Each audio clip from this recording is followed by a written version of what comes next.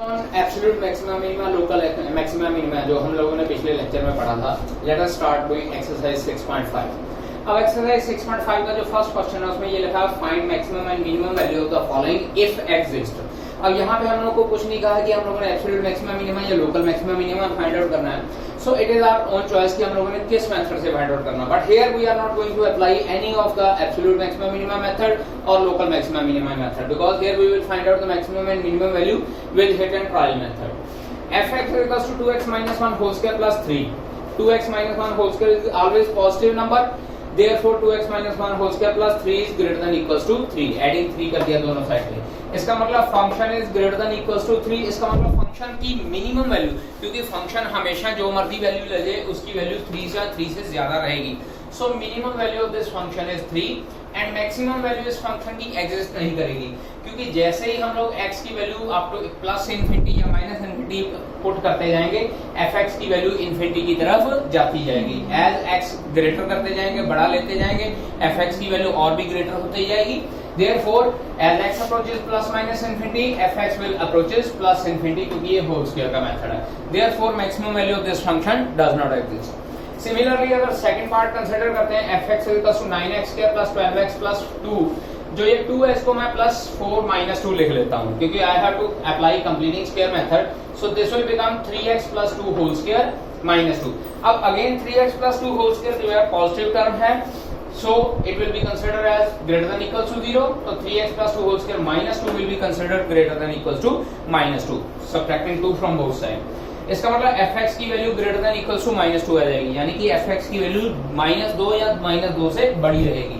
तो इसका मतलब क्या हो जाएगा, minimum value is -2 and again with the same method maximum value of this function does not exist because as x approaches infinity, तो ये 3x plus 2 जो है ये फंक्शन जो है it approaches plus infinity. Now third part fx is equals to minus of x minus 1 whole square plus 10। अब देखिए x minus 1 whole square is always positive, तो अगर मैं minus of x minus 1 whole square ले लूंगा तो वो less than 0 हो जाएगा, क्योंकि हम लोगों ने प्लस 1 में लीनियर इनइक्वालिटी में पढ़ा था कि अगर हम लोग माइनस नंबर से या नेगेटिव नंबर से मल्टीप्लाई बोथ साइड करते हैं तो इनइक्वालिटी का साइन चेंज हो जाता है। So minus of x minus 1 whole square plus 10 will be less than equals to 10, adding 10 on both sides।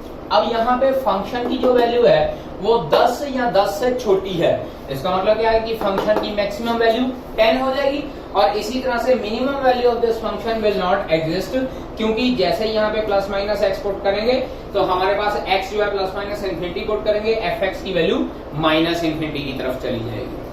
अब बात करते हैं fourth function gx is equals to x cube plus 1।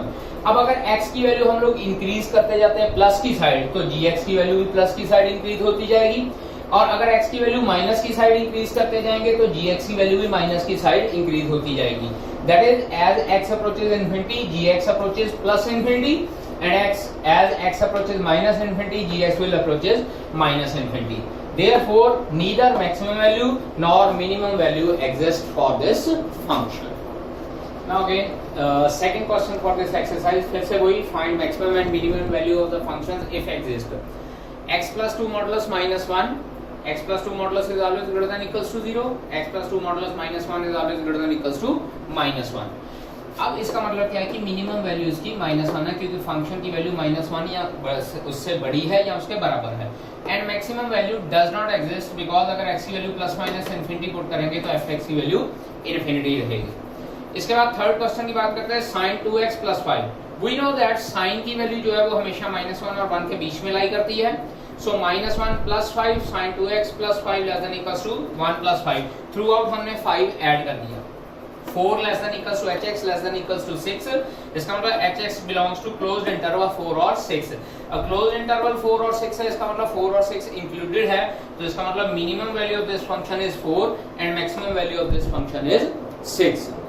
अब बात करते हैं थर्ड पार्ट फिफ्थ पार्ट की।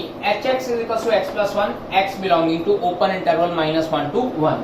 अब यहाँ पे देखिए x का है -1 और 1 के बीच में लाई कर रहा है, मैं क्या करता हूँ प्लस 1 ऐड कर देता हूँ through out, -1 plus 1 x plus 1 1 plus 1, it is 0 and this is hx and this is less than 2। अब यहाँ पे देखिए hx belongs to open interval 0,2। यहाँ देखिए क्लोज्ड इंटरवल 4,6 को बिलोंग करता था, but here it belongs to open interval 0,2। अब क्योंकि ओपन इंटरवल 0,2 है, इसका मतलब ना तो 0 इंक्लूडेड है ना 2 इंक्लूडेड है, उसके इन बिटवीन की सारी वैल्यूज इंक्लूडेड हैं. It means neither maximum value nor minimum value for this function lies, and therefore this function is neither having maximum value nor minimum value because 0 and 2 are not included for this function. Now next fourth question, prove that the following functions do not have maximum and minimum. अब जैसे पिछले question थे उसमें हम लोगों ने कहा था कि मैक्सिमम और मिनिमम वैल्यू फाइंड आउट करनी इफ एग्जिस्ट. अब इस क्वेश्चन में हम लोगों को कहा कि कोई मैक्सिमम और मिनिमम वैल्यू एग्जिस्ट नहीं करती. अब इसको थोड़ा सा हम लोग डिफरेंट तरीके से करते हैं कि जो हम लोगों को फंक्शन गिवन होगा उस फंक्शन का डेरिवेटिव फाइंड आउट करेंगे और चेक करेंगे कि उसका डेरिवेटिव 0 के इक्वल एग्जिस्ट करता है कि नहीं करता. क्योंकि अगर डेरिवेटिव 0 के इक्वल आ गया तो हमारे पास क्रिटिकल पॉइंट आ जाएगा और वहां से फिर हम लोग चेक कर सकते हैं कि उसकी मैक्सिमम और मिनिमम वैल्यू लाई करती है या नहीं करती है. बट अगर डेरिवेटिव 0 के इक्वल नहीं आया तो इसका मतलब उसका क्रिटिकल पॉइंट या उसकी क्रिटिकल वैल्यू लाई नहीं करती, and hence the function do not have maximum and minimum. अब पहला फंक्शन बात करते हैं fx = e raised power x. f dash x यानी कि उसका डेरिवेटिव निकालना तो वो भी e raised power x आ जाएगा, and we know that e raised power x is always greater than 0. उसकी वैल्यू 0 के इक्वल नहीं होती चाहे x की कोई भी वैल्यू ले ली जाए. It means f dash is not equals to 0 at any point, and hence f has no critical point. Therefore, function does not have any maxima or minima. क्योंकि critical point ही नहीं आया तो हम लोग चेक कहाँ पे करेंगे maxima minima. Similarly, second function fx is log x for x belonging to 0 to infinity, क्योंकि log जो है वो हमेशा पॉजिटिव नंबर्स के लिए एग्जिस्ट करता है. तो f dash x हमारे पास क्या आ जाएगा 1/x, and 1/x clearly is greater than 0 for all x value belonging to 0 to infinity. इसकी वैल्यू 0 के इक्वल नहीं आएगी. It means again this function do not have critical point and hence it does not have any maxima or minima. Third function की बात करते हैं hx.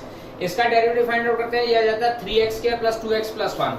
अब यहाँ पे पहली दो टर्म्स में से मैं 3 कॉमन निकालता हूँ, x² + 2/3x + 1. अब उसके बाद नेक्स्ट स्टेप में 1/9 ऐड किया, 1/9 सब्ट्रैक्ट किया. 10th क्लास का कंप्लीटिंग स्क्वायर मेथड, जो x का कोएफिशिएंट होता है उसका हाफ करो और उसका स्क्वायर कर दो, and that will be added and that will be subtracted. अब 2/3 का हाफ 1/3 हो जाएगा और उसका स्क्वायर 1/9 होता है, सो 1/9 ऐड किया, 1/9 सब्ट्रैक्ट किया. अब 3 को जब अंदर ये आ जाएगा x² + 2/3x + 1/9, और जो ये -1/9 जब बाहर जाएगा तो ये 3 से मल्टीप्लाई होने की वजह से 3/9 बाहर जाएगा. अब 1 - 3/9 6/9 हो जाता है और वो हो जाता है हमारे पास 2/3, and this term will be x + 1/3 का होल स्क्वायर.